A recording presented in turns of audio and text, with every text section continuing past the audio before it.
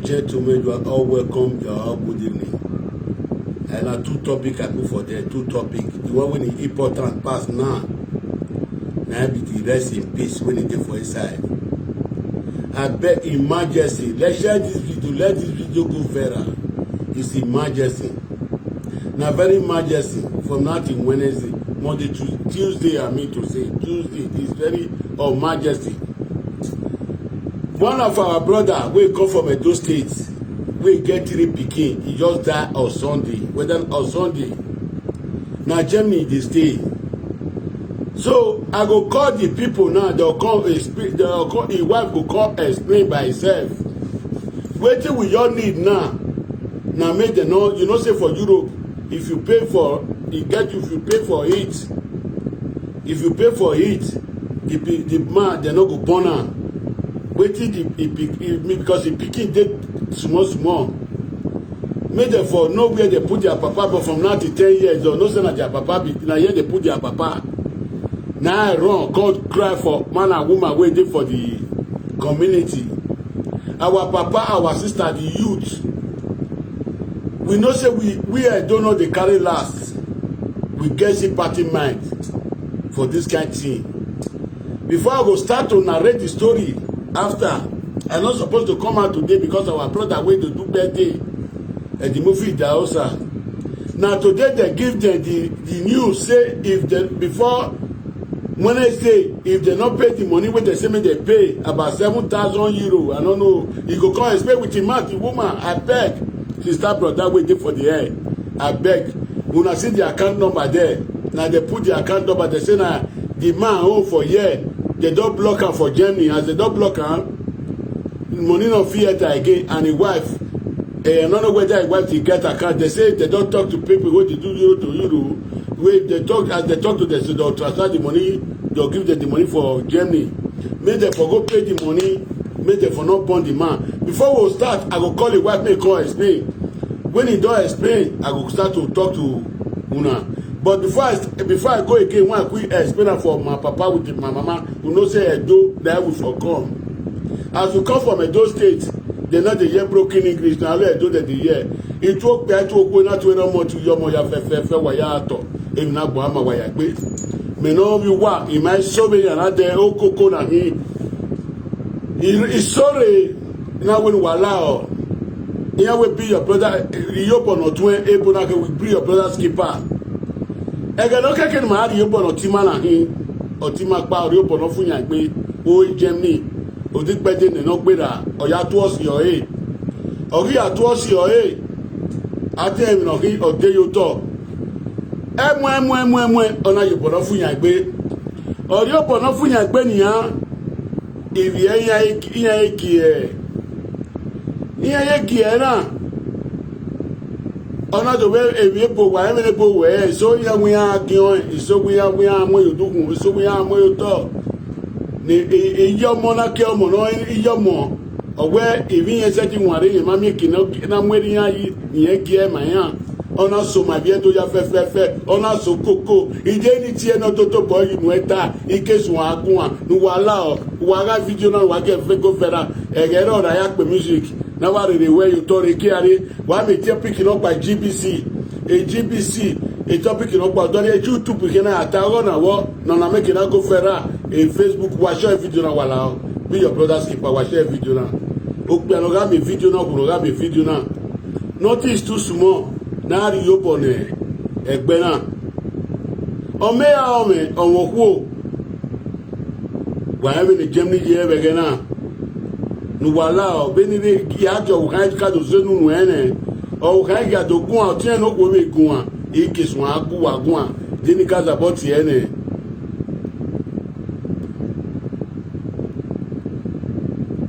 o Germany oji ba du we wo ge meta egbe we na re Germany wa ke no na sunu we Germany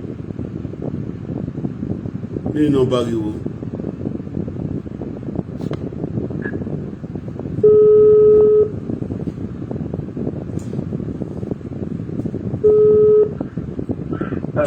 hello baba wa to iye me wo we ke lana ge ye owe ye la lana ge me mami la When are you let go to I'll change the picture there. Okay. Let us change the picture of my. The picture no ya call him about different. He make equal me marry me on. Okay, me on it. Then call it. Me picture again. Me on it.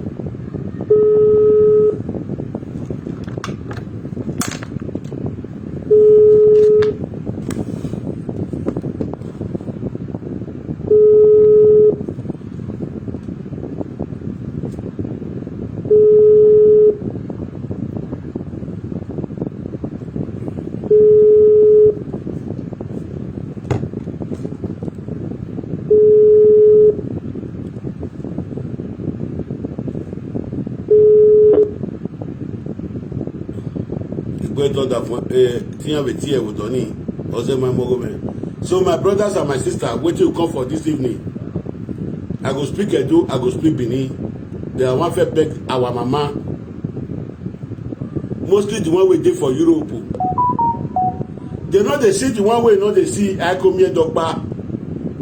All of us waiting for Europe say we not say here not be our papa place, not be our mama place. This thing when it happen so na very dangerous thing. Person go greet the friend, he can't die. He go greet the friend, he can't die. They say wetin they call Dinion toss. They want to do Dinion toss. Make them for no wetin happen. Now the government say if they want to do Dinion toss, they go pay. Me I wait make the woman come talk about herself first before I go start.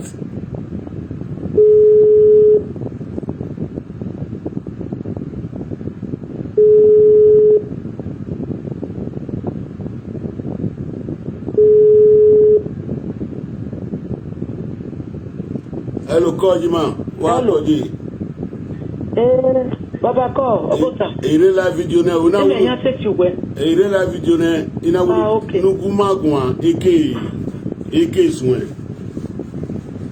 Okay, live video weje na. Nugumagwa.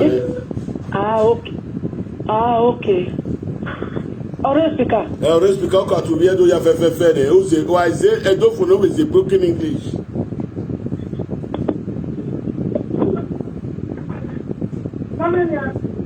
Mame no ave wa mudia go me ka teme ni atuta de ja so iko are la me jeme wa ya bota emi no si eni na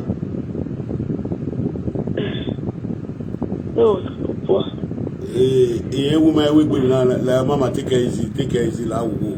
So feko gbeko renu ya gumagwa nu ya gumagwa gbeko renu ya gumagwa do ma se ti tade oda fun de gbe do explain no da fun do explain owo kan no wu na wo o I worry wa ore ma do we ma se ti explain owo kan no wu na okay ore ma be re ma na when a man e make noise when o do my set to make noise.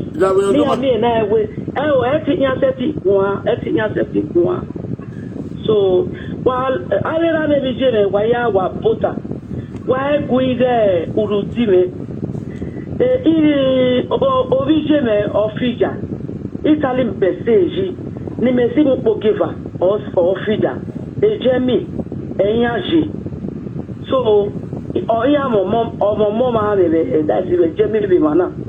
So I just saw the na call me ige o ge mi no sunu that obi je me pa jo wa de this on ni wo we e ba fa wo de 12 whether 12 something oya pa jo wa re ona we ete omo si opa no we ye ya itwe ona pari owo ni o magiri owa Tony the boy ni ya 12 wa oni na do kole owo ka ewe geo awwa we ni ma ri understand e no ya iwe mi na we jo o pe no pa jo wa re o ta we ke ni eri ni na we no ya owo ka na le bai we e no ya pa ni wọ́n sún nínú náà wẹ́ gẹ́gẹ́gẹ́ o máa yọ̀ dàtàtẹ̀ ọ̀dẹ́rẹ́dẹ́rẹ́ òkè ọwọ́ ọ̀dẹ́ ọ̀pàgbẹ̀ ọ̀dọ́ ọ̀pàgbẹ̀ ẹ̀yìn náà ìsí ẹ̀kọ́ yẹn náà rí ẹ̀ là wà létà ọwọ́ náà wẹ́ nyari bai udoma ko yari bai okay ba so on owe bai ni ale ni that the boy wo ka o ma ni ewu yo wa na ona ni owe bai ni akoko iriyo so we akoko iriyo ne oye na we o ma o da we yari lam so owo gi relax the boy na we yari lam so oji be ogbere 1 hour plus the boy na yi agbe the boy ri gbagbo na we ni e age obije be owo oro me le no ya lo bi je oyin o owo yin na isi ai omi ye ke yin de gbere joruda nye wanyo no pa be iwanyo in akoko ye ba ku gbe le the boy ya kun wa o me otebe ereba so ọ̀wé ẹ̀rẹ̀ ní ìyàtẹ̀ pé ṣe oyin má ní yóò dàgbà tẹ̀ ọmọ rotọ̀ ọ̀wé ẹ̀yìn náà ìkọlẹ̀ ọ̀wọ̀ká ẹ̀wẹ̀ gẹ́gẹ́ àwọ̀wà yẹ mẹ́rin náà sùnú dáì ẹ̀rí yàn ṣe ẹ̀ẹ́bìrìtì tí ẹ̀ná kọlẹ̀ ọ̀tẹ̀mẹ̀lẹ̀ fídíò ìkọ̀ so yẹ́ kí kọlẹ̀ ọ̀nà tó bẹ́ẹ̀ ọtí mẹ́ni mú o boy omo bo poto owegi yan owo na gbono bala menya owo oti me o iku me gbo na wo yin le isa ma no bala menya ya bala menya eyin o egigun oro awo no fo afi awo no fo ayoto owo yin e ba ni na ida ta me bala menya abala menya fo we e ba ni na je abla so yin ri me gbo me na isa wa god me wa blame me e boy na wari abe wọ́n yí pé mẹ́gbọ̀n ẹ̀nà wọ́ọ̀rì abèmí náà ti wú ẹ̀gẹ̀ ló yà dé ọ̀pàgbè ó èrà ní ọ̀nà àti ablas ọ̀mà ti ablas ní ọ̀nà àti ablas ọ̀mà ti ablas nùgbọ́ ẹ̀yà àwẹ̀ náà yà lórí ẹ̀ nì òbí jẹ́ mẹ́wọ́n náà wẹ̀ náà lórí ẹ̀ náà rí láti méjì àyàn náà wọ́n ọ̀ọ́gbọ̀rì ẹ̀ gbẹ̀ náà yà lórí ẹ̀ ẹ̀gẹ̀ náà òbí jẹ́ mẹ́ yà lórí ẹ̀ tìbọ̀ ẹ̀ yà lórí ẹ̀ ẹ̀gẹ̀ ní tìbọ̀ ẹ̀ yà wọ́ṣọ́ òbí jẹ́ mẹ́ náà yẹ rí ẹ̀ bá ní obijeme already or give up na be a black so egeni aya kole owo otimeni owo wa black ni ga riba take ave toto si ni ga riba ya tunu no in so makiki anata me owo otimewe ogune amaki anata mewe ogune so abo gbalegbe ni ba be abola black ni iyama woni awa itamewe ogune so iyana ojebi yana pepo ti boy won marketa the boy na go ere obi yen ige abo gbalegberi owo oteme iyana sopo oteme olabia obo oteme na ilabia wowa ogi labia so ogi labia wowa abo gbalegbe na iri ela awa yana we no tota bo ma be na awa we no wo we ona we no la gogu le we no sorry ati yan lu yan awa e da to je gbeji so ekeni ana apete eni yan ibede ogbalegbo be te pere yan ri roba baki yan fi mi ju gbe roba baki oge mi no ru gbe roba baki ogide roba baki ni ogide wallet obijere phone ukmoge takebe ibata phone udawa omaga igu ne ti aga iba no egbe afioke na afioke wowa so ero waya sunu okay udaba kumena rutakene meji menwe na imebe di owa be je kinmena ekimena be nwe na udono ebe na ate ti awo uda obije meno oke ni do tota doctor be no da wa isuruna so e mana yimi ya na be abe ma no be gba o be diyan be diyan mana yimi ya ni ala agogo na ebe go obije be nwe na o ni ya epi ma ni awa we tiberia o de ti ma neyan lewe te ni no gbe o ke ni ma head no gbe ni awe test ni ma head no gbe da anyo lo lo te ti apoji na e o ni ma o ni ma e eye na go okay e wa la ro to ya we test ya we mi ya fefefe but again na black already am we obi ji me pa ne ya we am ari hospital but later man na be do an we hospital ya mo ari ya wa mo ari e mortuary mama e do ogun ne do ma egun na mo ari mortuary so one na bolofua right now na I ede this oguwe Sunday iya na even ya gita na iya we love ya o ma ga wu ma di mo 1 week no but ori mana na this ma we man need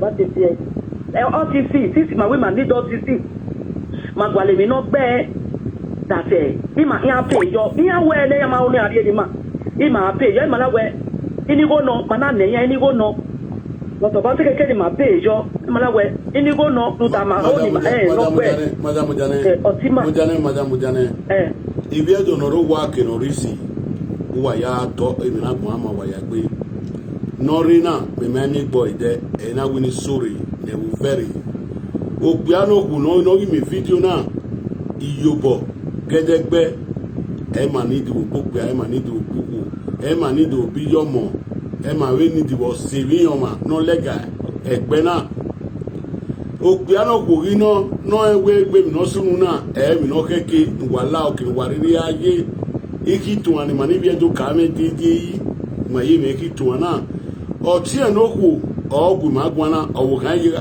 ga yi be ku magwa iyobo ni agwa lo iyobo ni ano na ni ya where you know can you know ike do so agwa bi edo ni mo se bi edo no go me wala ru wa me patient wa ya ta me video na from the beginning to the end adire when I arrive ari ogbe afi okuke inu la o a je no gbe wa ho e mi na mi agunye ko mi ejo pa no ka wu awa ati atita so agwa na gimati ma ro pa atita ni ma we me gbima ni mari yobo ni gbima ama mostly kate ewebo ni ma yina okay logo oga wu ma na ba mo imojuade na eje na amu elaja amu yuto onaja ame ni bo se ochichi ati ewebo ochichi na eboti na àwọn ga wu upo evano be webo ari gion ari mo yuto eveni e family na venia evino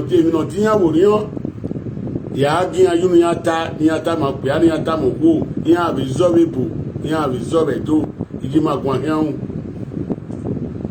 we no see ina we ni wa tale wa ni furo do ma ke ni potential do wa re o wo kai de ma na o ru gun so mi cut a short so baba nana the burial na yana se we yan we ni ma that's nana ni me na iri egbe la na wo bi je mo ro keke no ni me ri egbe la bia u da me we yan fi mo bi mana o keke ni egbe la bia we o bi je me no ni me ya ta wo bi ji me no keke be ina we ma ni there e na le resources that's any mami na we re mi no gbe ma gwa lo ni aye e ni ma ni mami na e no be ni ma ya ne ya ni iya ita ya we ya we ti beria that we ti to e obi ji me no iya ni ma to bi ma we ibo ni ata we ni mari ere na ni e kana we iya pe ni mari go ni ma ya we ti beria that ya gi mo bobo ni ma to bi ma we ti beria e ma na gi ne yo bo lele ya na ru da ye we mama na iri gore e Tuesday Tuesday that whether iya gion whether marigore or iya gion ameba woni antion bi gebe o se ni mana wijo o se ni ma ya no wala wo no wa wijo bo ni ma wala o wa be bi era ne bi jele we guya gwa webo broken English okay bye.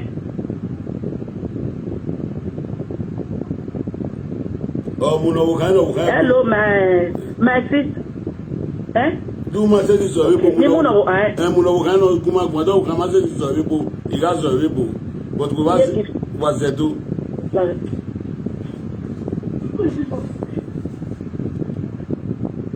Arena. Ni me ya woni wo do la ye na nare. Chaja. Chaja ni acha. Hello.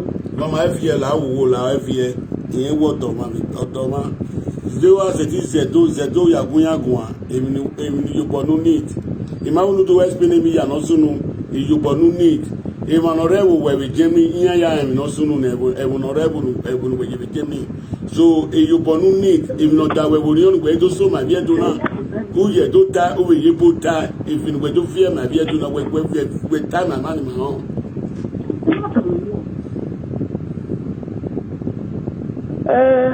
if I don't know what say e mo kan to vie do ya kumele wone wese pa ema ya we no ma wese papa era ni vijere wa pe kwa to wa pe de son de ya wa me ya so mi na do ma ina ya ifon me ma no we gba ori ma ni ma roda ma no gba ori ma wo de no isun. So you know to conclude the work area a problem here with the barrier here with the FFF. So I just use the word but I want no retard na dore.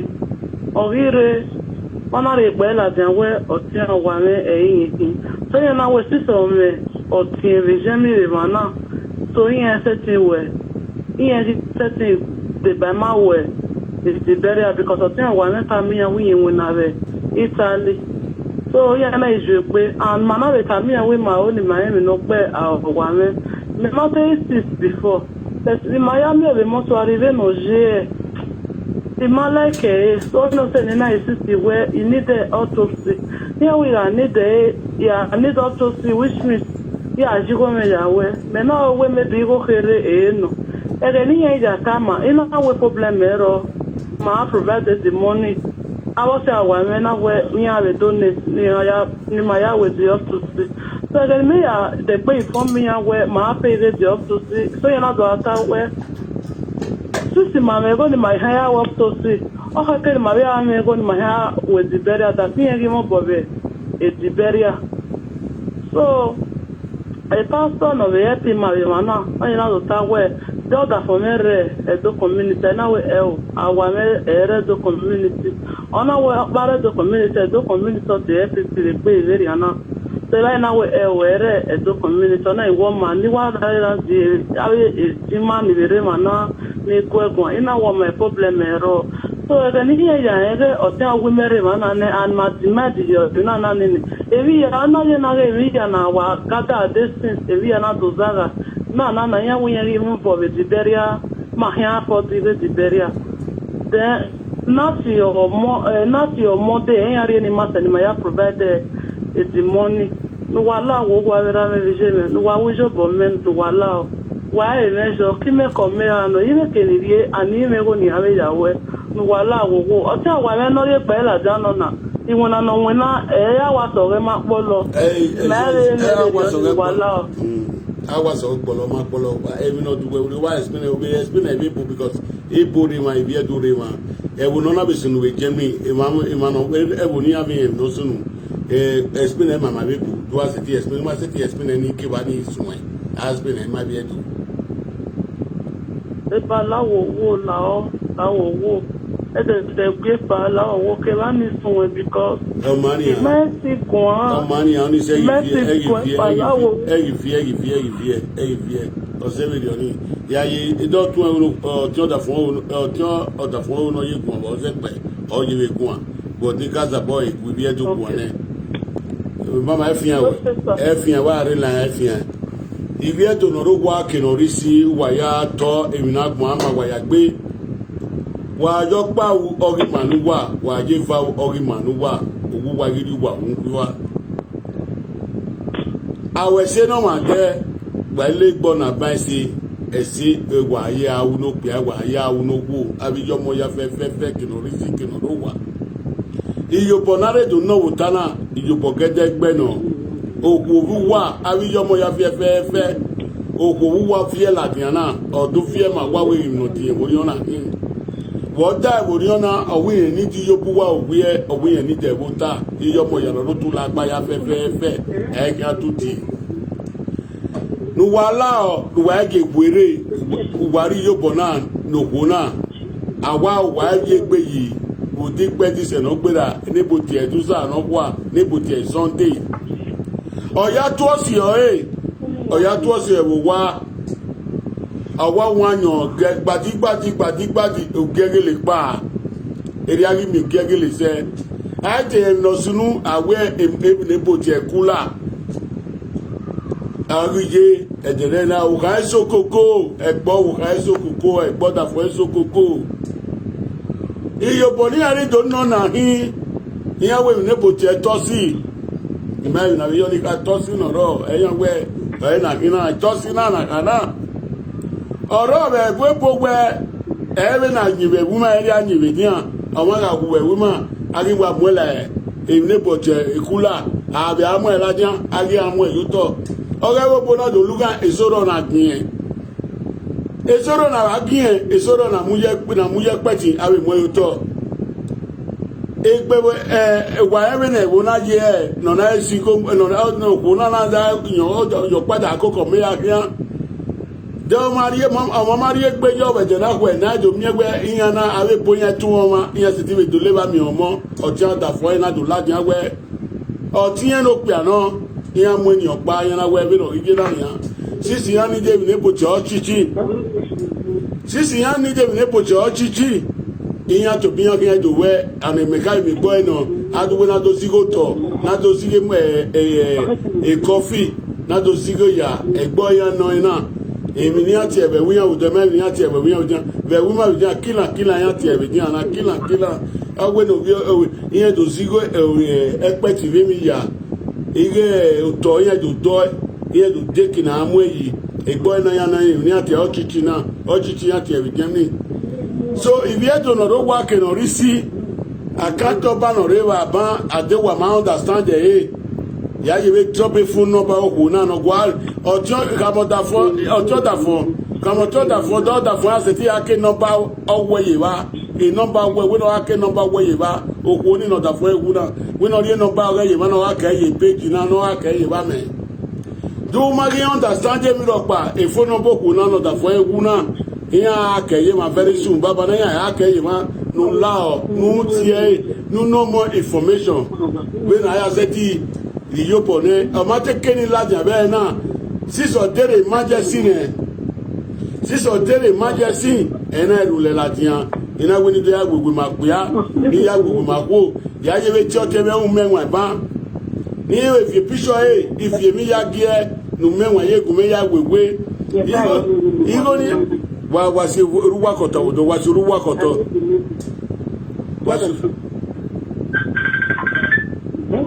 wasuru kwa koto wudo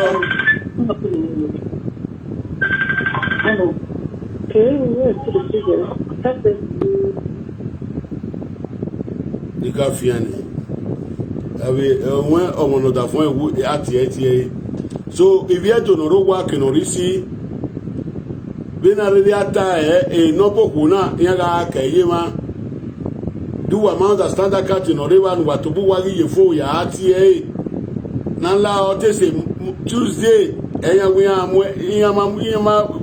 turn up before Tuesday here guy gion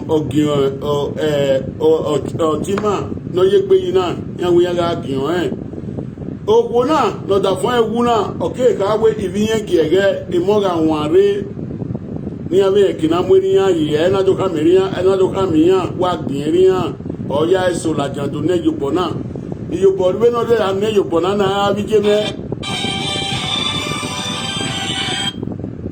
Hello baba. Sir.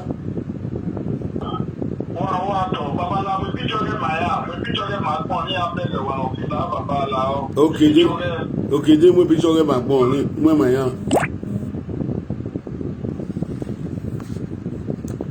So I beg Boko na share the video make go viral. I go speak broken English. Dete saga no banya mudia. Yan le pa yan go le saga. Yan go le saga.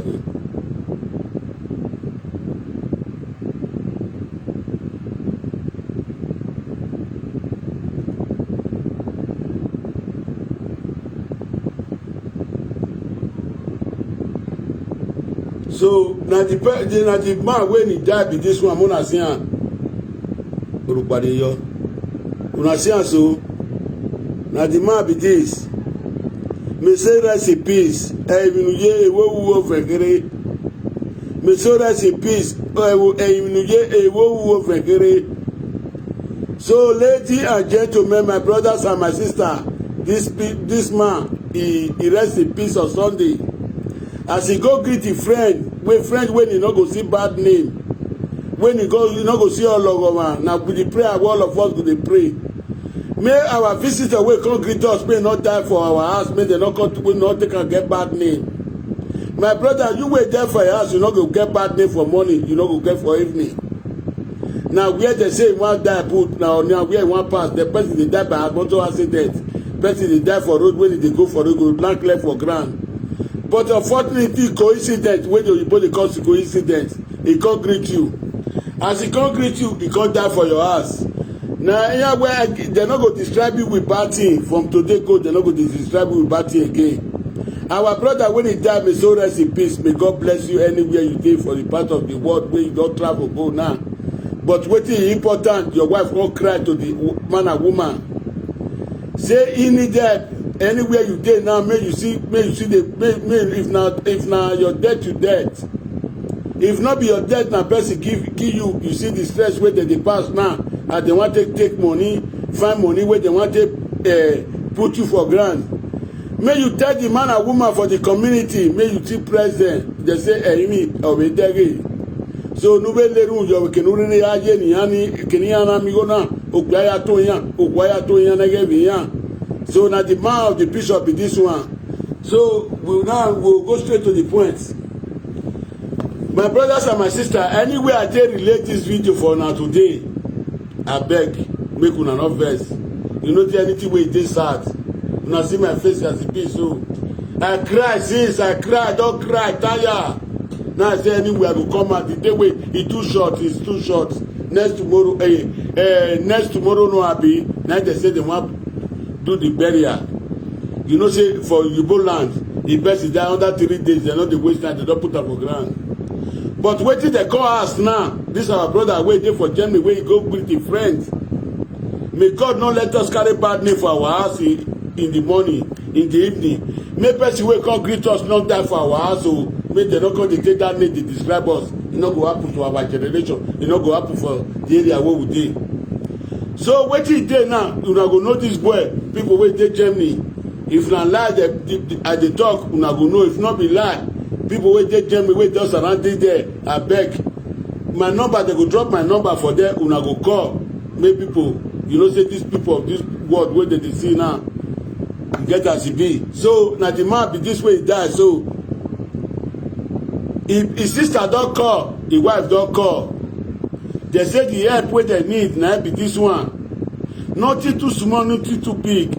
Mostly our mothers. I don see one woman when he die one certain time, the government carry a pikin. Make government not carry a pikin, the sister come and say, na my brother, na his brother na he die. So he come talk say he need wetin he kill am. He come tell they say he need wetin he kill am. They come say, if you need wetin he kill am, see the money when he go bring. That money all of una know, people waiting for Europe, most of una know. Say person die for here. If you want bury am, you want buy your whole land, or you want buy your whole coffee where you want to bury am, you get the money where they pay. All of una know, both to Canada or Afghanistan, all of una know how they Oyibo people they do their own. No, now the thing, the money where they ask them, now we come beg the man and woman waiting for the community. So anywhere on a day for part of the world, now we come beg una. I supposed to don't go YouTube since go do one, but I want to do one make for Farah. As I on here, I see on YouTube down. I beg, make una dey press the tozo for this side. Make una dey press the tozo. I beg my brothers and my sister. Broken English people, na help we need. This help, I beg, make una try anywhere on different part of the world.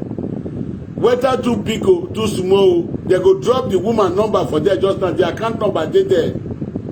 The account number dey there, but it get as they take explain. When I give them, make they come explain that one. Make they come explain that one. Make they not say it don't start again. When I call give them.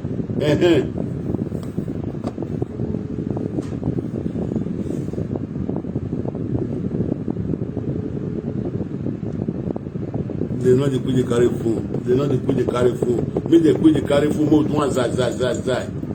Mo do one zai because now weekend do this so. Mama. La agwa la jani ya onsi. Number 20 gbiani o gani. Number ni do ma se ti akaye wa. No ma akaye Facebook na. In case anybody only have it here,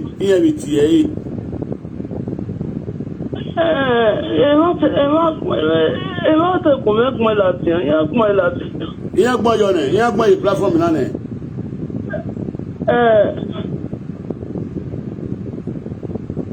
Okay, jo we agbon yo ne, din ma we gbon yo, awa re be ni, no re ma we no gbon yo, o se ti gbon yo, we no gbon no ba yo. Uja one call him, any call receive a call, and I call you back.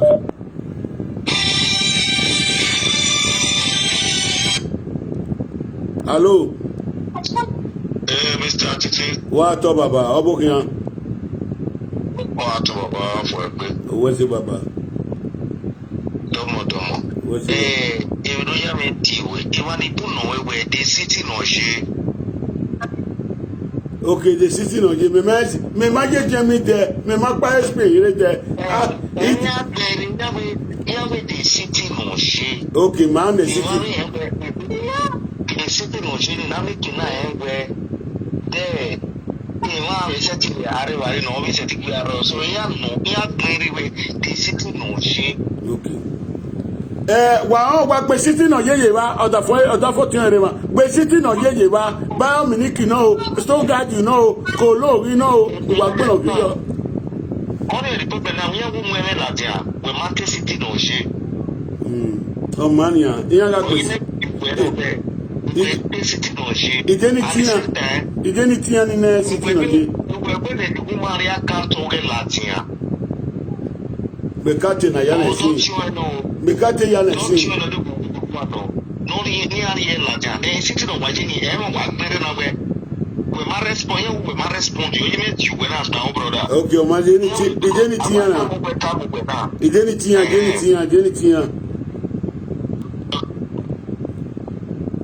emi kata mi yan sina woni agbe mi yari gun me iyan we ona iyan àwọn atemi ma yan yaji.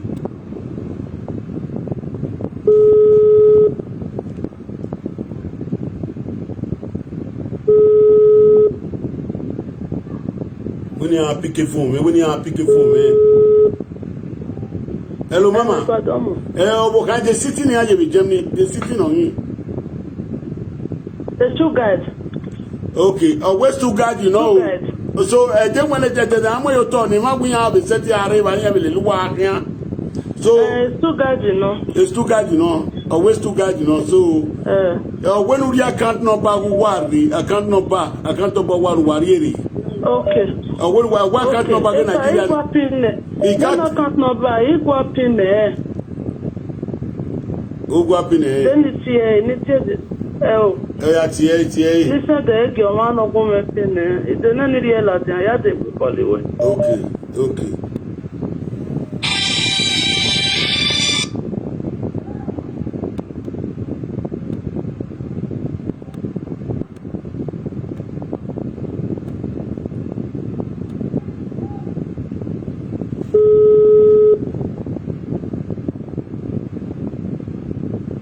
Hello, Baba. Hello, Mr. Titi. What?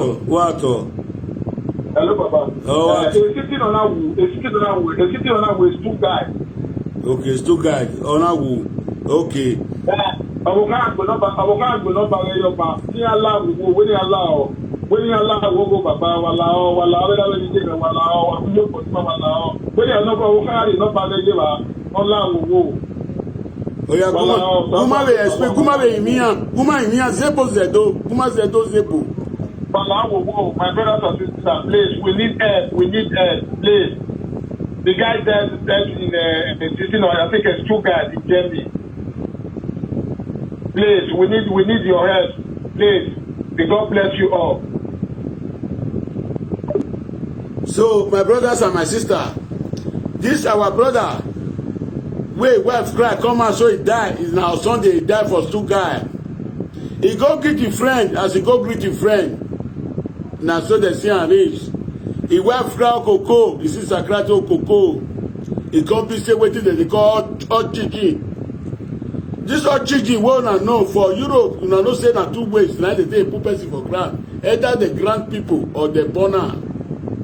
As the children small, if they give these people chance, una know that they collect our sisters pikin, una know. Now a sister wey dey carry the same name wey dey for Italy, he can't leave work, he can't go say na a brother. He want make he know wetin he kill a brother. Mostly.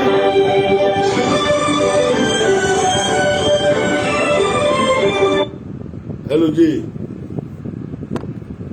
Hello. Hello J. Hello, the account number is 20. Here we are managing the account in Nigeria. Here we are managing the account in Nigeria. Where you where you do when we account in Italy? Where you here you where Italy? Here we are managing the account in Nigeria. It's okay, man.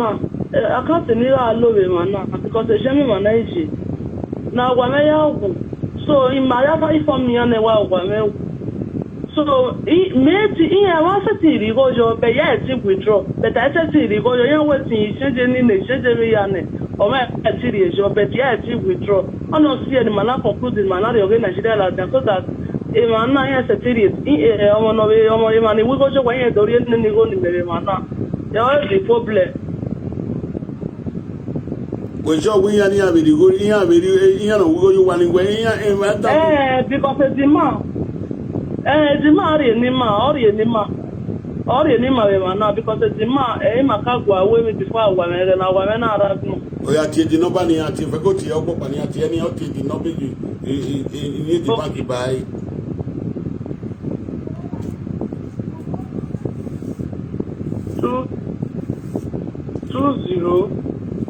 2045356584. The good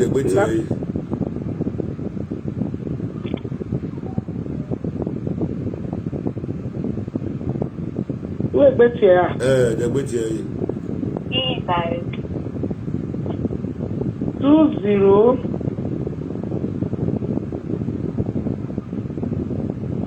2045356584. Okay. What today? What's what I'm not? I don't know. Collect it.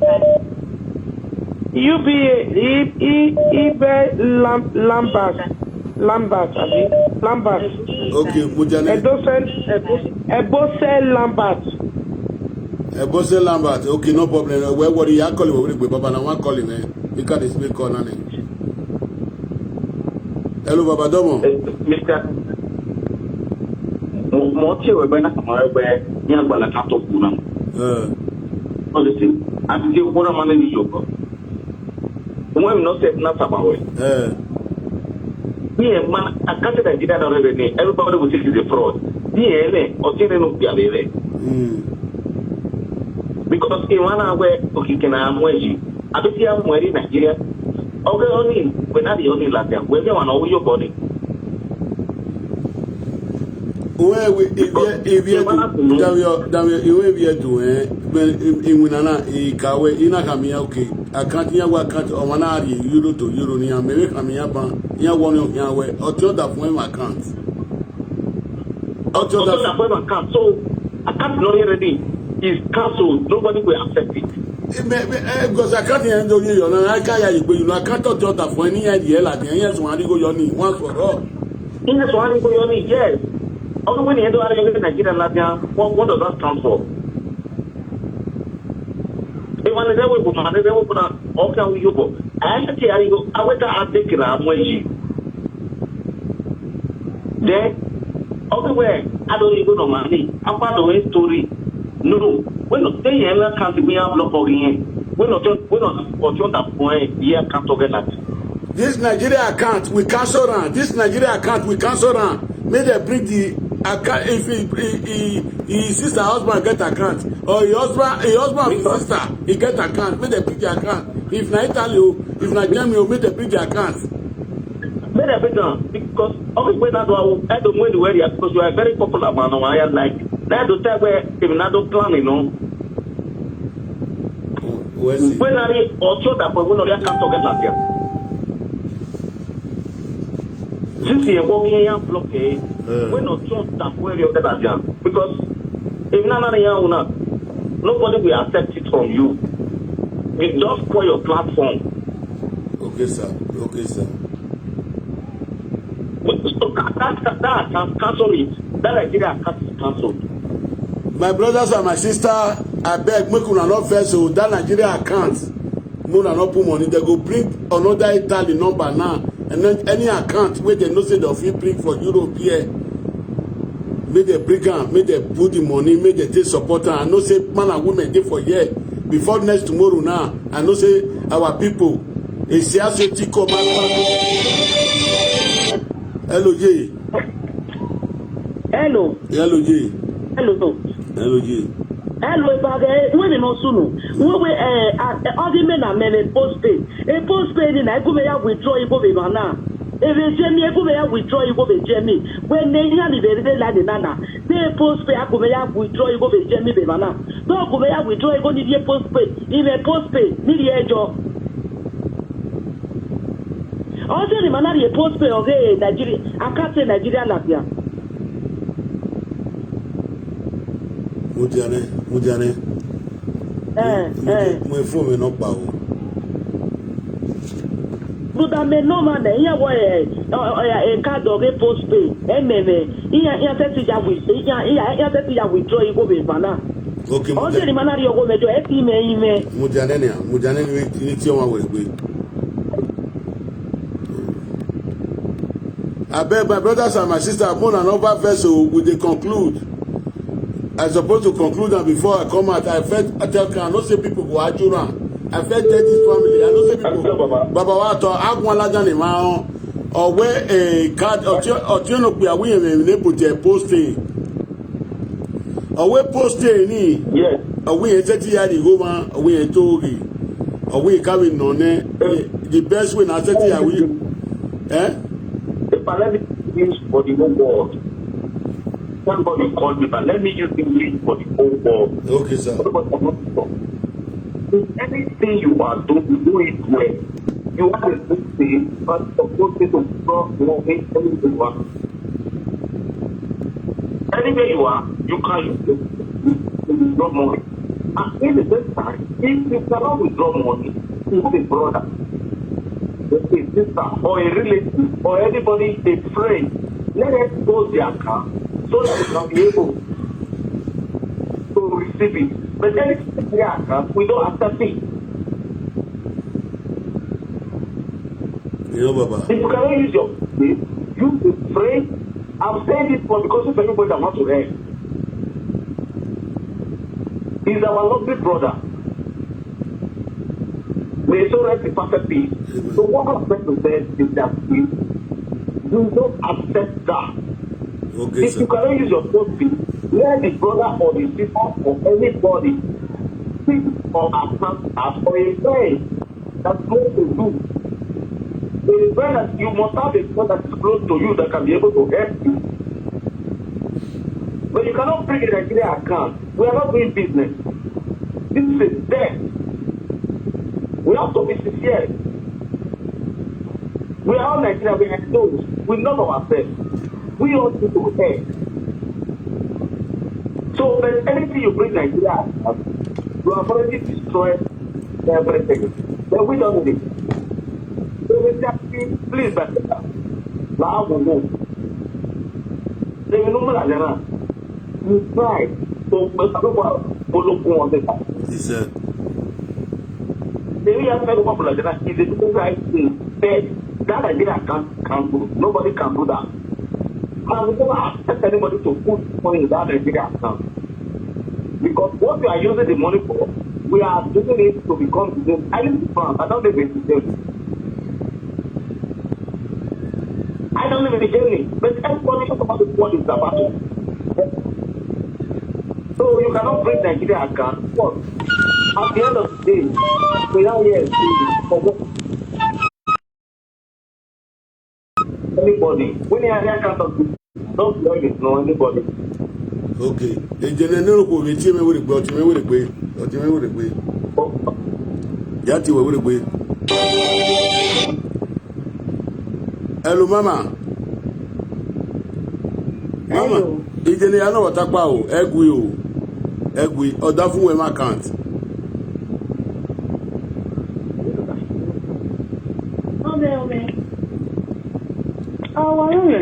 That my account when I was pinning account number get you buy, you go not really allow transfer you buy Germany.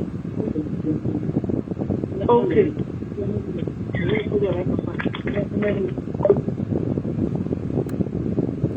Jenny just go call him anyway, wait.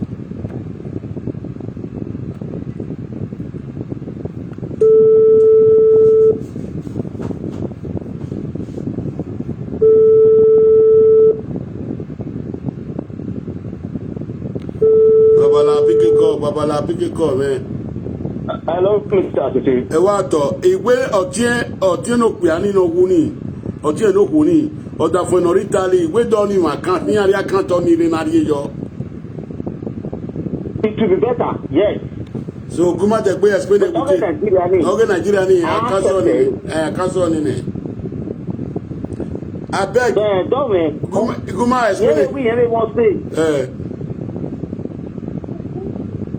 What is that? Whether to hear another platform you were. Okay, Baba. I don't wear plan working, no. I had you go.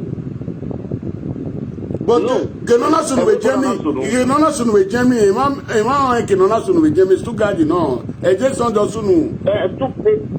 Heaven, I said, it's too good. He had that we won't say, or that boy won't say. No, I can't talk like that way. What Gary here? So, okay, I don't have family. I don't have Nigeria. We don't believe in all those business. When I want David Nana, you should just try. No one along back. Don't show that one. Don't see anybody. We need a country like that. So, my brother, I can't Nigeria. He was one. When you had to go, I can't Nigeria. He was one. You were one year to go, I can't Nigeria. Yes, nobody to pay money into that account. It was one more young and the woman in get it or I can't tell the wedding. Okay, no problem. Hello, Mama. Hello. Hello. Hello, Jay. Guma, where you work, seeing where you give me where you were saying where you give me a Guma. I can't forget when I tell that funny, when I tell that for when I care you, when I care you, when I care you, the name everything when I care you. Something we have to in a teeny, that made a mistake. You when I send them on my phone, when I send them on my phone, he send them money, my care you. Emi ya fefefe when I send them on phone, he send them money, my care you.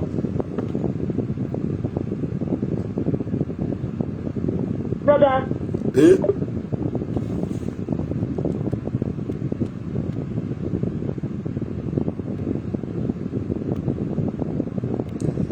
I beg my people, I beg we dey.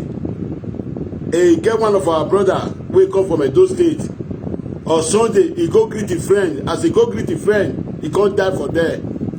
As he die for there, get what you both they call O2C. You know, say for our place, we know see O2C. The person die for our place, they put up for fridge, they put up for ground.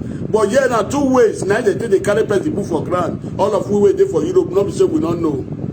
And the children very small, because may so that in peace. And you know, get small sorrow and small cold. Now go there for that everywhere you go. As he go greet the friend, he can't die for there. He die for there now. The friend don't carry bad name. May God not let her carry bad name. But what he import now the O2C, where they want to O2C, where they want to, as they call her for Germany. This our brother where he die on Sunday, so now Sunday he die for the country where they call Stuttgart. Whether they call Stuttgart now for die. Anybody where they Stuttgart, maybe una don't get this story. This one not be wayo, not be wayo. Only say the man account wey dem for put money they don block am. His wife no get na the same account join together account na dem dey use before good family. Madam, take am easy. Intermediate no be our portion, no be your portion again. Wetin happen, we no know wetin he easy. Wetin change to easy, we no know. But wetin you call us now, Benin people, anywhere they reach, as a Kazuto, Agbo, Shekiri, Esan, Ekwale, Aunchi, anywhere they reach for the part of the world, for Europe, our mama, our sister. They say everybody know they fit they see once. Agboya come here Jokpa. Our sister cry come. He say 2 days more. He say if time come, make for sit there, make sure a pikin say now where they put your papa, not be say they put their papa. Now the year become us also, as he ask us for money so. Now we cry come out, our mama, our brothers, our sister, and we are not there for the court of the world. Whether it go, Hausa, anywhere na for come, Cameroon.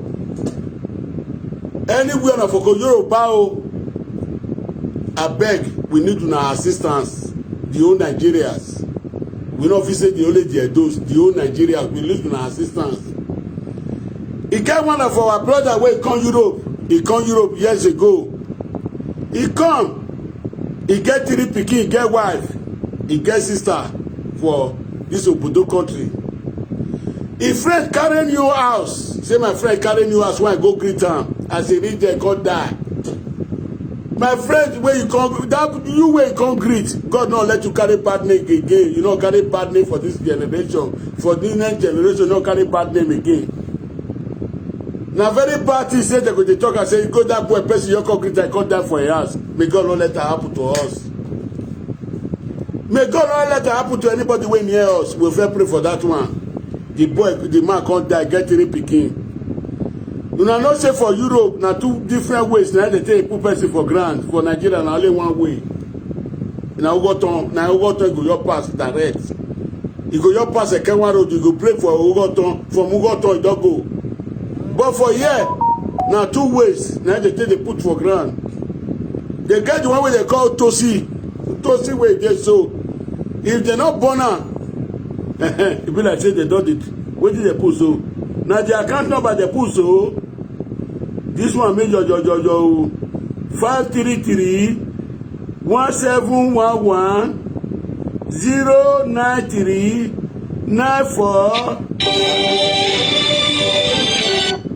Hello, ye. Hello, but no. Okay, press it. We press it. You boy, no. Okay, you boy. So when I go, you're going to repeat it. When I repeat it, they repeat the account number. Repeat the account number. Ask it and repeat it. When you come back, I don't back. They will not agree.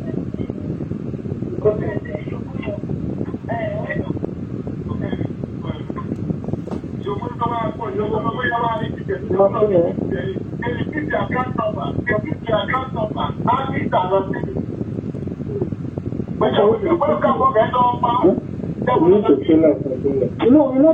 to say that. But I should start with the name, yes, ma'am. If you don't put on, you go to repeat on.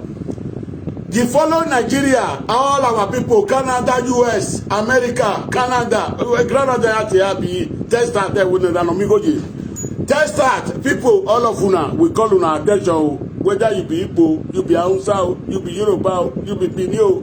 He get one of our sisters when he come Europe. His husband come Hello, Jay. Hello, Bao. Why is it been Ejibani? Why is it been Ejiba? When I repeat a video, we don't repeat a video, we don't repeat a video. Okay. Okay, Oma. What was it? You have a church moment, but no Latin. Okay, Oma. What's it? So, my brothers and my sisters, God will bless you for money, He will bless you for evening. I'm going to share this video, make go viral, make this viral hand. Following Nigeria, anywhere on a day for part of the world, Hausa, Igbo, Yoruba, I beg, we get one of our brother wey come Europe. He not saying go down atomic death because say suddenly. I dey for life without line. I dey for life without line. So go YouTube, go talk and finish for YouTube. None of my journey for YouTube, go talk and finish for YouTube.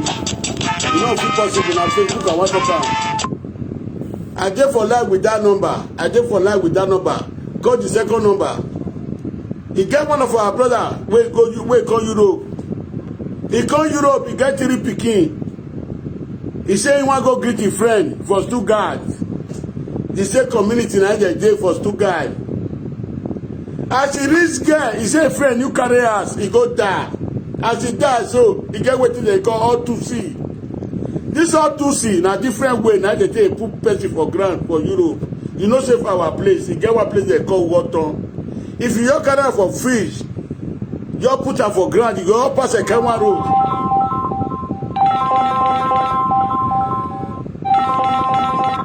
Hello. Hello, is that Atikidekia? No, what? Brito. Obukian. Ogota. Obukian. Irela video. You were learning, and I am one about the country or in Nigeria no pony. But normally, you understand because if I sort of David Ogier would do a master of the in a local banner, here or not going in account. You understand, man? So most of the other presenters in Anayama, many possibly in Nigeria, can't not buy any larger. My brother, Mujale Munaza is about women, my way there. In my way there, for cow, Yawela, Yane Yubonoma. So, I met you because what are we doing? I mean, they follow many presenters. So, they are country like now, because the man for the Laluboyan area country like that. Because you over allow for money, yes, you that. Yes, it's them again, same as you now. You understand? So, I say now when you them away, because the more the man for we anywhere, not your I don't think that one would be possible. You understand? Because all of I can realize now, but me had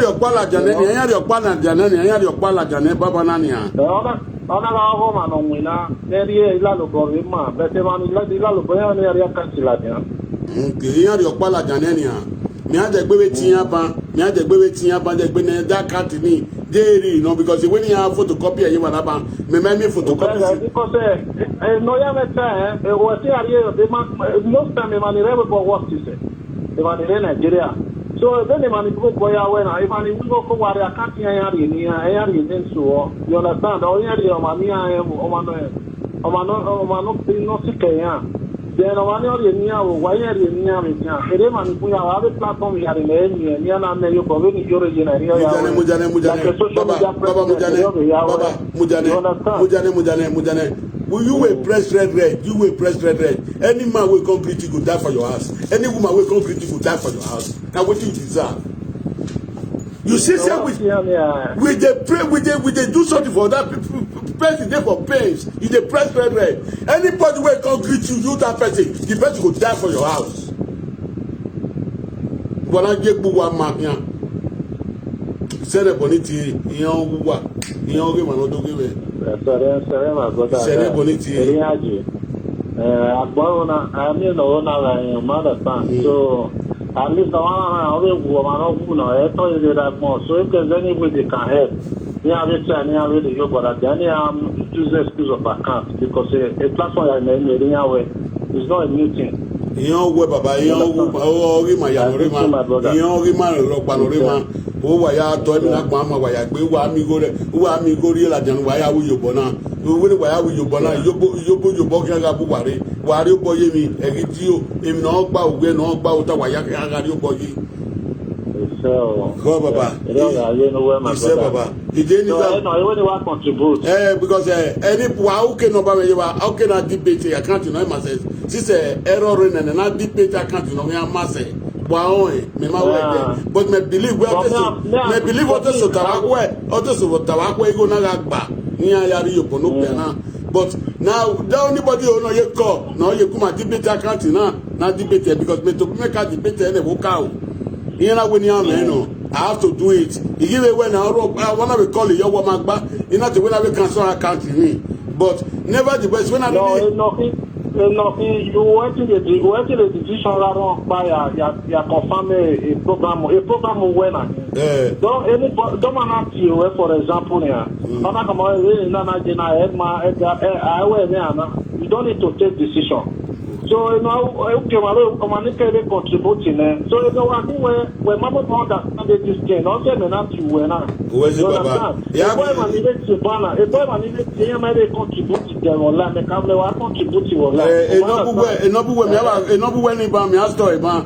La wo enoba me ake yeba na ake enoba me yeba anybody run obeti enia. No beti. Because we not dey na me na. Okay, now no mass. Okay, we're born out of where I can and we actually so yeah, you need that attention we're banning. I take with you. We're not coming to you, yeah, take with you because okay, now can't with property. Now I can't with property safe. I can't with property safe. So, you need to be in I will tell you I need that attention where. No Allah. Okay. How will you bonegbe? No we will see miss your me. No we will be done me. It's soon with the happy red you will tana babana. Here the happy red. Imagun ade mi kun o. Niti man. So I debate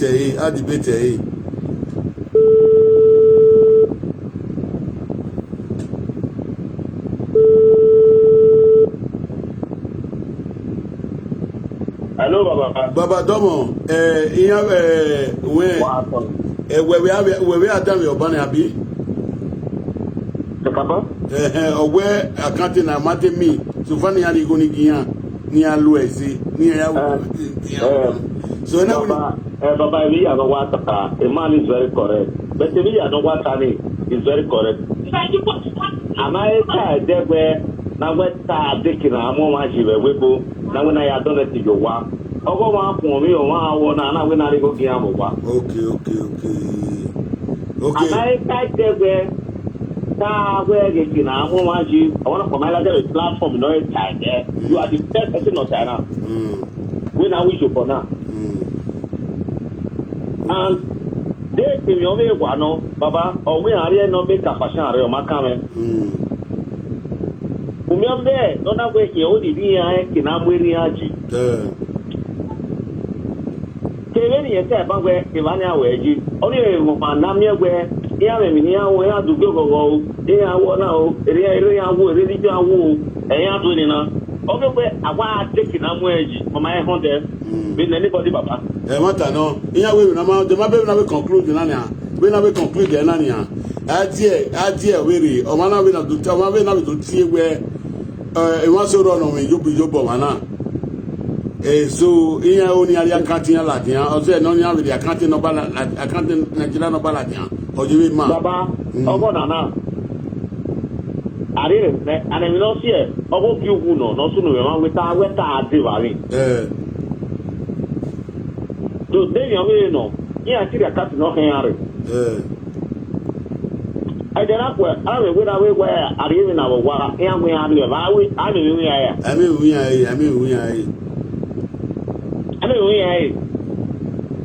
Joan or Riman of Maris, nah. You know. So, even also, you would there. Then I was the first name, Malayan, where the Navaya with platform was the first name one that I'll say, not respect to her. Where's the Baba? Where's the yeah, do I beg so, okay, I can't know really. Okay, okay, Mariabi. Okay, yes. Oma. So, I can't in a bank anything any other way to a copy the mama can have the account. A phone number of only. A phone number of only, not the way who or when you get what will phone nobody you're saying. I tell one man of what send the phone number of only Gume, was sent the account number Gume. If you're the man else that Gume, is too delay. And one else that YouTube near YouTube. you want to? Okay, Jenny. Okay.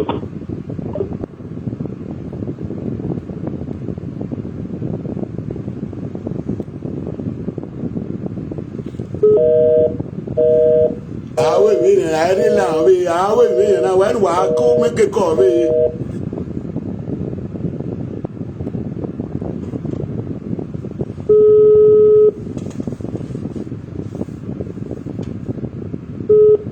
Hello Baba. A phone number wo ni. A phone number go no da phone. When I get phone number when you dey gbese wa ake account number ni ari re ban. Account Nigeria ni when you account Nigeria ni account ni ari re ban when you dey gbe ake yo ni ake yo. Then when I wait for ya dey gbe ya mo ye letter head with the topic. Ya dey gbe ya mo ye letter head with the topic. So my husband say po na ba my husband agbelebo broken English. Okay. My brothers and my sisters, now good evening, now welcome. Why sit down? Why get up? Why they talk to Namuna to hear me well? Today not be small. He get one of our sister who dey for Germany. The husband, he died on Sunday. As he still die, so why go explain now? Mona Yeran. This man get 3 pikin, a Nigerian man come from Nigeria for Edo State. A compact man and woman wey dey for the community. Hausa o, Yoruba o, Igbo, aproko cut here this evening. Now aproko just dey cut here. So we come see am. The husband come go greet him friend when he carry new house from the country wey dey cost Stuttgart for Germany. As he cut the house, the Germany wey for carry house, so the friend carry new house, he lose the house, he go carry house. Now he say make go greet the friend. His wife dey cook for house.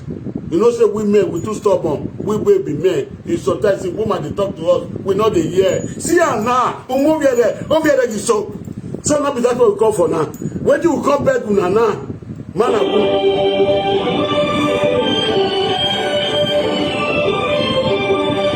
Mama. Hello, Eba. The number of boy la diale. Ọ̀rẹ́ ọ̀wọ́ kíkẹ́ náà wú. Àgbẹ̀ the number la diale. Ọ̀rẹ́ manane. Ibe said the ego. Okay, we said the ego. We can't know about the wabi. Ibe said the. Who can't work if you're not can't know how wabu? If I were if you're not.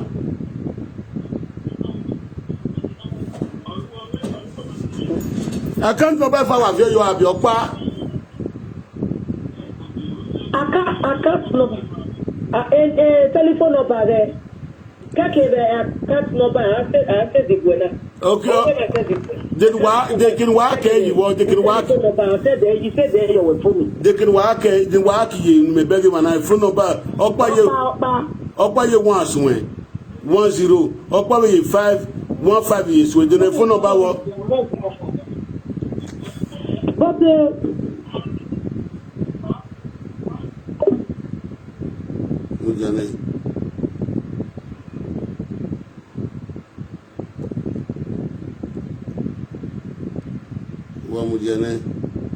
I know what to do.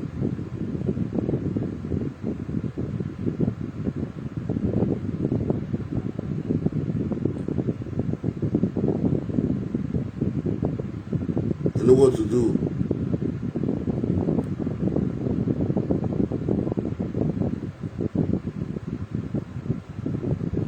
Baba gwe ake no bana gwe ake YouTube we. E no bana gwe we ake page we.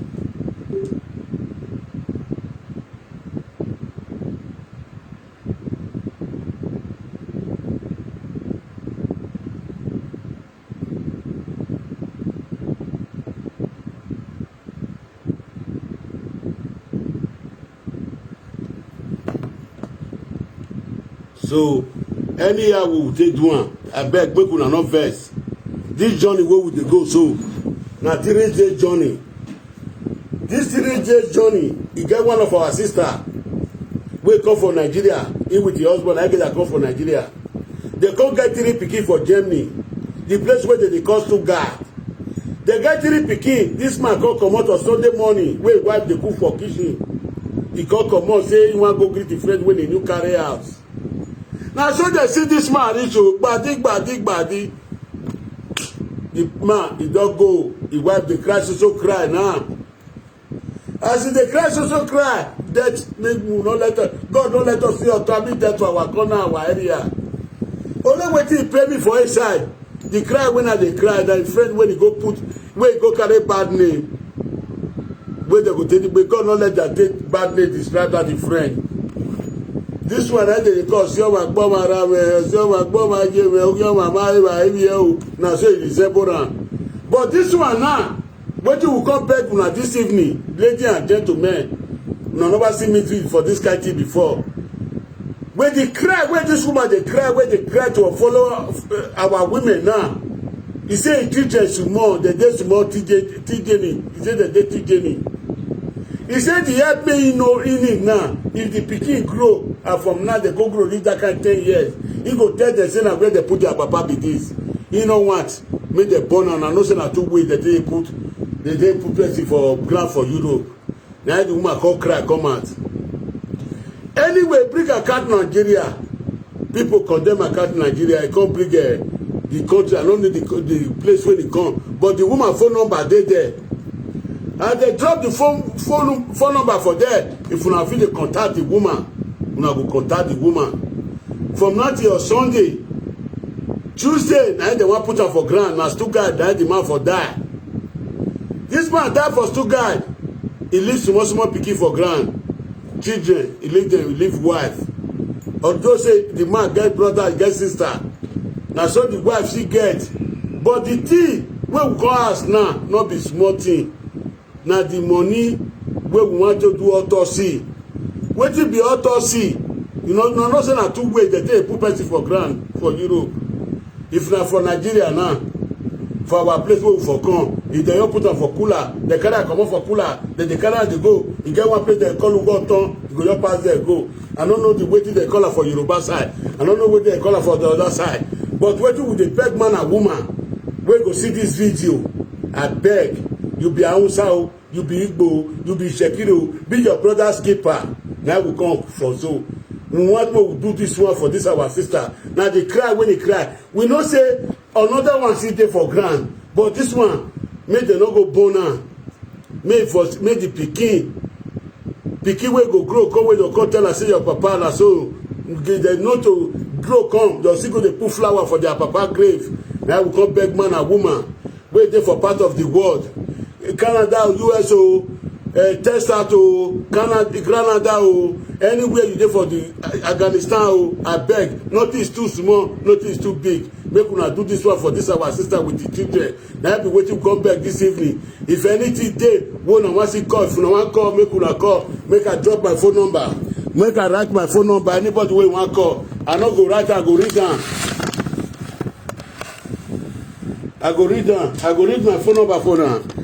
632 65 7059. That's the first one. The second one, should I call the second one?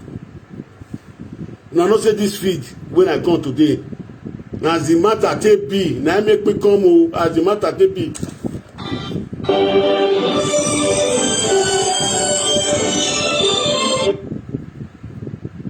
Hello. What? Obokian.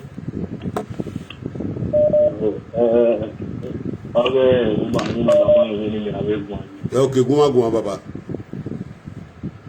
Obere iya ya ni wa ko ni iya jo na ni ya ko ni o wo ni ta se ve o da pinye wu account ni ya ni elo emeti ya collective apa so da pon ewu kevani ba ona be account no meti o ma no we exchange ni awo no re di eru na be ona be account ona re la bia ọmọ náà ẹbí yàn á wùdó bọ ọ̀nà wùdó bọ yàtọ̀ bìlì onígbóná ni wọ́n máa ń bẹ ní wọ́n máa fi àárín nàìjíríà èèmọ̀ náà ọ̀nà tó bọ̀ bó pé bílẹ̀ ní àkáǹtì làjẹ̀bẹ̀ èèmọ̀ àmì ìgbẹ́ni èèlàdọ́sà ọ̀ job center ẹ̀yàrá tẹ̀lé lẹ́tà jẹ̀ bọ́ọ̀nà mìíràn bí náà pèrè jẹ̀bìnà tó ọ̀bẹ̀ àárẹ̀ tó gbọ̀n bẹ́ẹ̀ ọ̀bẹ̀ àárẹ̀ tó gbọ̀n bẹ́ẹ̀ wọ́n ni ọmọ náà fi àwùjọ bọ̀ ọ̀hún ina nobody account in Nigeria la dia in account in Nigeria on a call it or do compete on a call it or do compete where or jin ya livi no to anyway any ya the account number ni ya met me I comment na is more la dia where do pin because any account go pin work na to go pin ya pin the account number arriva any ya compete where lao where's the baba okay then now you want watania ni no water the account we want ma say kini ari account wa because o ma river no west side and oboni o ma o ka be wido boniya but that thing ra mo which or Billy Boni o ma be oni o ma ga me pinye onye ri go ni ri account Nigeria the person go pay me expense go ni the money the person family the person over the person the name go ni ya Oma this we work account Nigeria man aduto we bona awaduto aso to eri gbela jane awaduto iya na ma oni abio awado you are my advisor I know you are my advisor we make to look at this number the beg away so what we will do now we will tell them to work every account in Nigeria account you abi e ma no gbon yo ni akin yeah we ni ari Nigeria account ni ari jo no we do go no be we work we for but account in Nigeria ni do won no nya a man of euro to euro nya abi egbe yan nya account in Nigeria no be eri la bia e no ya explain ma wo ogo tinya no bo is the mortgage that the account or tinya bo why to come everything the south we go no la account ni what I start the point when I go no la account ni only to come the person of can with the extent only tinya to come everything you go na ina the go na the family the person or west end go wa the person are the ero niya okay no problem even no soon now it's never too late account Nigeria ni ya yewe ka mo teme menwa de gbe yewe ladiran o de gbe do explain because iya confusing everything na nia is how boy gimaro pa confused the person no call it the topic really all confused we all am ba no all ewe e no do confused we so no soon we have a call me when I have a call it Damasis near Ladian Wutana because the time is too short. Maybe near the position the matter say near the position and say where say my brothers and my sister I beg one could not vet the any account when I leave the Nigeria account when the people wait tap and put make una clean the Europe account when I leave the Nigeria home. So na Nigeria account na dem wan put the money na dem wan put the hello baba domo Mr. Tidi wato no e kola no ti ba osaloba bless e your body you ta we mi wa no di wuso gia okay now because I explained the EIT withdraw go EIT go spell the phone I have to know but you block it but Nigeria can't they go to Nigeria for what they go near the goal mama about here withdraw go to the farm you know and then with maybe one of that I call it no wa okay so ima ya wait we gun apa the man we gun apa where okay egbe na na doctor na o ma sunu de that we Germany that when you where o ma da stand the ever ya the tonity ijo ko e magbala won ade optimo ade no le baba I blame on ropa when I gba be okay European na was one place okay Nigeria ni yo was one place I can't Nigeria ni message there in the papa na message there you won in the papa na so Nigeria ya tell you to the go di kian ni we oro to ero ba ni ero mi o se we de gbe agbon we de gbe wa repeat na we de gbe repeat account Nigeria de gbe repeat me I finish ya delete o be gbe agbon YouTube me we ya place YouTube me Nigeria account atiti e won we na Wokare we the point so una oya watch we wokare live but the picture we the point una be all the war the picture we all the Facebook they ya watch we but when ya Ajayi lucky Ajayi okay where what wokare so when we are una we drop a phone number where we are una phone number ni where the great money back account when we are post here when we are mo yo na we are mo YouTube when we are mo YouTube mania we are more so my agwa back account no can anywhere Nigeria account yan here o pe a we no ko we no we you born here ikini ana amigo ideli ari oruwe no fi oruwe ni ya se mama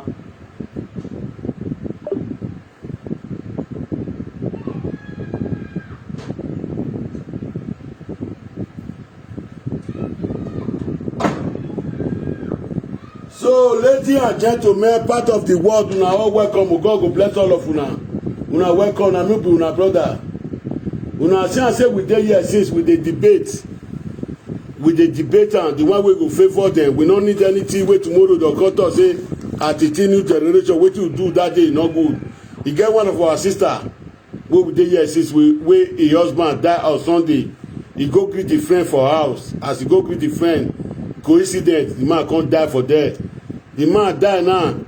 His sister come bring him body come and say na his sister. As he bring his sister, he come and say na him be his sister. Get wetin the oyibo dey call autopsy. This autopsy na two different way na dey take borrow person for Europe. Either they born am or they bury am for ground. This woman come call say he come talk say you know fit give him pikin story say they born him papa. So the money wey they say make they pay na very small money, na very big money. This small money na big money, na small money na big money. I beg now we come cry for man and woman. Anywhere na dey for part of the world. Papa, mama, mostly our mothers. You know say if they not put am, the woman talk say make they buy land, make they put am for here for Europe. You know say German government every time they carry people pikin. Already they don't know say the husband, the papa, the man don't die now. Before they go come carry the pikin now, his sister come out for Italy say na brother. As he come out so they come say make they go do autopsy. This autopsy na be the two ways where they take bury person for ground. Either they burn am or they put am for ground. We don't debate for years since because of account. Some people say Nigeria account, some people say Europe account. We can't still look another way. Say people waiting for Europe here, some they waiting for yobo. Then if you go put money, the government will come. They ask where they for say, and I will go conclude say Nigeria account. Although we don't argue since argument no fit kill us. Now waiting better for the community. Now I go reach our hand. Brothers and sisters, automatic death no be una portion. Person now come greet una for us, we go die for una house, God forbid bad thing. Now so wetin good they go dey see for una hand. We know say as una support these people, so una wan support this family so. As una dey support this family so, anywhere una for bring money come out, una take support this family. Wetin dem dey call abundance. Your money no go dey lost again. Na so aya your money go dey do. As you take bring your money come out for your pocket, you take give this family help. Go mark today's date. You go write it today's date down. The way your cup go dey full. You no go believe from now till a year and 8 months, your cup go dey full. You go dey establish. What you no fit do since last 10 years, I dey promise you now, if you be woman wey see this video, you be man wey see this video.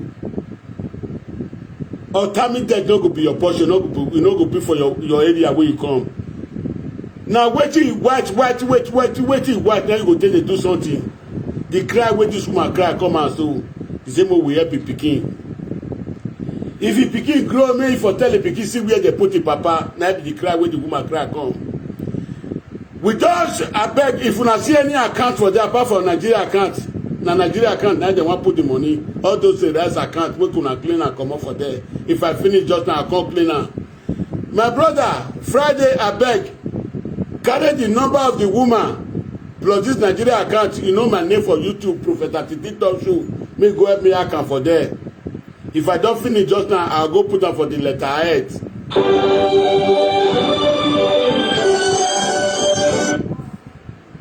Hello, Baba. Hello. He said that he said that you war about they take a phone number that he said they are comment section. Comment section. We're paying running now. The account number we're paying running now. The by the phone number that ni Allah wo ni awo yo bo ni ma ni Allah da we de gbe aprint eyan agbe we de gbe aprint eyan agbe ni amiki na abege o pa we gbon na o de gbe we apost eyan agbe o wa jojo le le eyan amiki na me bo apil do wa no bo apil da we o pin na be we agbon na de gbe we gbon we o be post e o de gbe gbon we o post e Oma what are you so what's it so my brothers and my sister anyhow we dey do this video wetin important I dey for YouTube, I dey for Facebook. I don't know the one when I go off as the topic say e come be like this. The topic when I become for this evening we no go do am again. This one na important pass this one. Hello chairman. Hello. What agwan la gani yan Bonne on a gbeja kan to bale. On a mo la ja conversation le Facebook. Mo le bo kan wa mi pin. O le bi na lo je, o le bo kan wa ni. But the bo kan le no je up pin. okay then ni ka yo na try ni we wo Where is can me ari on la do di man ni we no dey present there. then ni ka gwa le no ka send the bane then ka gwa le no ka send the bane O le bo kan wa Bujane. Imagine me no ka send the bon leg pa ne o leg yan va. We no dey gbe send obi. We no dey present there. O ile present do ti o wa ti o wa mi e tin. O ye bi na lo do ipon. O le bo ka di tin ni on ni pin e ye wa. We ma je school ne. E ma mi ana do je school me ma jo gbo o kan. Wa ma me ya. O my send the we no dey gbe gbon.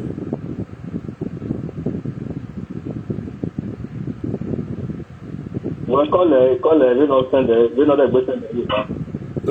Ọ̀dàmì ìmànà yẹn rí wọn ọ̀dàmì ìmànà yẹn. Ime kaba dilite di first akanti ni agbẹ́wèrè ni ká dilite sí kwalẹ̀ ya fílísì ya dilite ní kẹ́kọ̀ọ́. Ọ̀rẹ́ akanti yìí ló fi ló bá dilite. Ẹ wà dilite yín bọ̀ náà.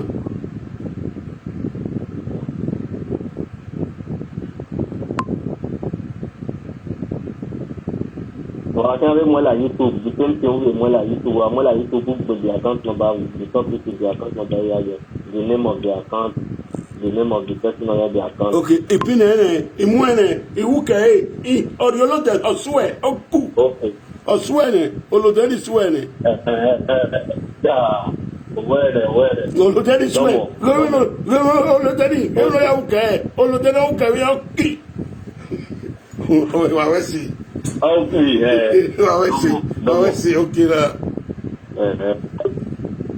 So as we dey talk as they go just now, we don't print the number for there. The Nigeria account where we wanted to support this our sister. Most supporter I beg man and woman, any man and woman will feel support her. Your surprise what God will do for you this month, next month, you no go believe her. Now so white thing now you take the achieve something. You no go see anything coincident for your life again. You no go see anything intermediate for your life again. The cry wey this our sister cry come out na very bad cry, very sadness cry. If he go greet him friend, he can't die for there, and the wife dey cook for kitchen. Food wey wife dey cook e no come done, e no come eat because the man say he wan go greet the friend wey dey carry house. Na so they come see the man reach. Anyway, I dey beg our country people anywhere una dey for the part of the world, na beg we come beg una this evening. The wife don first talk since, the sister don first talk since, maybe before we comot, does she come talk again, but the one wey me come give una the kudos wey me give you any man and woman wey go support. Both the one wey no fit see support as far as say your eye don read this video. I know say some people dey wey their eye reach and they no get e no dey with them. From now till Monday morning, na Tuesday dey late. From now till Monday morning, God go provide anything wey you fit get. €5, €10, now you fit get, you fit put for that account. God go provide that for you for money. He go take and bless you. You go see him as God give you that money, you give him. From that a year and 8 months, you see your way, the way you go take spring up. So white thing now you go take the use. Now you go to use forever and ever in Jesus' name. Amen.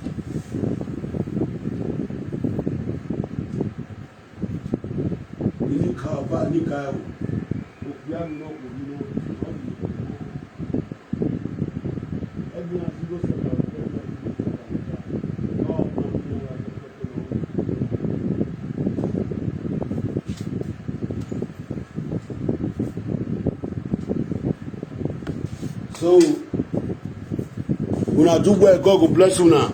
So, when I cut in a very short video, now we want to drop for grand. Anyway, we take drop on. I'll see call my brother just now, Menwine. You know, say all this one. Me not do one before you see an eye as me, but maybe next time now. Next time, because this one too near. 4 days. 4 days. You know, say person die for Europe. 3 days they don't put her for grand Ojubo. For our place 6 months. 1 year go dey for cooler. But for here 3 days now they don't put her for grand. Now we go cry me too now. Before we see come out again, I'll see give you. I'll call the wife. May see thank all of you now as when I take come. When I call her.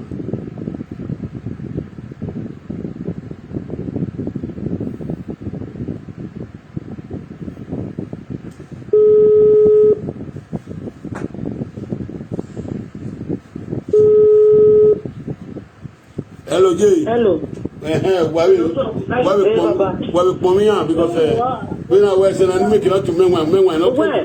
Why we tuya ya fe here and all the way. Why we tuya?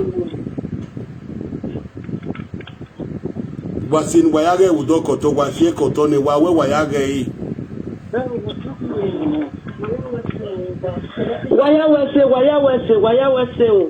Waya wese o keno fi yo keno ma fi yo waya wese no unu wa bibe waya wese u wa be mi wa no be unu wa waya wese wa be me bi gwe waya wese ni gbere waya wese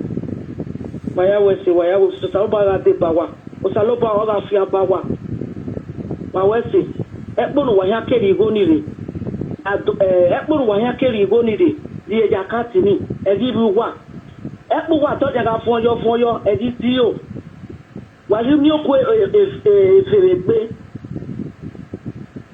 no unu wa give wa wese wa wese we no can take out so aba we mi ya for not say the money can't ni o mi go ni ari ge no ya mo no ya take na mo da fun oda fun yi no na ge memo ko na te ya say money won e login ayeye oge no mano wa ke azekbe oge no mano o fu wa egbe obin wa ri ni wa we do pon mi ya obin wa ri ni wa we de gbe ade do pon wi e do no rogwa broken English people wa de gbe wa lero so okay now wa go wese baba okay So my brothers and my sisters, we dey talk and they go just now. I beg, Mona try. This is our sister. Where your husband die. So if the husband die, he leave 3 pikin for her, not can't pikin for her handle. But he get the one wey they call Tosi. The one wey they call Tosi. So now to buy coffee or to buy land for Europe where they go put am. We drop the account number for there. Anyway, we take explainer. Una go see say where we dey explainer the consist. Where we dey explainer the consist. We call it here. I beg. Nothing is too small. Nothing is too big. I hear say Nigeria account they carry €5. They carry €10. I beg make we do this one for this children. Tomorrow morning I go see come and ask them again. Maybe tomorrow morning now I can't put the account number, put everything where I can't write the topic, put am where for now. na the way they take come in na so I take jump come out. I know why this kind of thing too strong pass me. May God not let us carry bad name for our area or the community where we take. May God not let person die for our house. Now that's why the first prayer we go pray. So tomorrow I'll come out again. Come do this video again because to the one I do today, you know say we can't end. Tomorrow I'll call you do am again one morning. I want call my brother and I may not go sleep with men when I explain that to them. Whether I go fit come out for 30 minutes, may to where I go see cut that masses. If na 20 minutes, may see to where I go cut the nana, una do well, God go bless you now. So we want to end the video now. The topic when I become for today, I no go talk am again. I no go talk am again because this one is sad news. Our papa wey to do birthday, our brother wey to do birthday, I no fit go today again as I reach airport. As I reach airport, they say I no do corona test. I no know say that woman when he call me yesterday, Precious Meg, he say they do corona, he say they give person injection. I beg who get the number, I don't know where number come dey give me help me call Precious Meg. Anytime we come they give me injection with coronavirus, they say they not take injection, they not they travel, I don't know. That's why I can't come back home. So I will call our brother at the Mofi just time when I talk to them. So I beg me could share the video. Who know Precious Meg, he said they give injection coronavirus, you know, no saying our beg, not be auxiliary nurse. If you see the hospital when they work, that Precious Meg get better work. I don't quit no say get better work. I for don't carry that place. And I don't say any woman will get better work with the can't go that place, go that place. So that's why I talk about it. God will bless you now. One leave you now.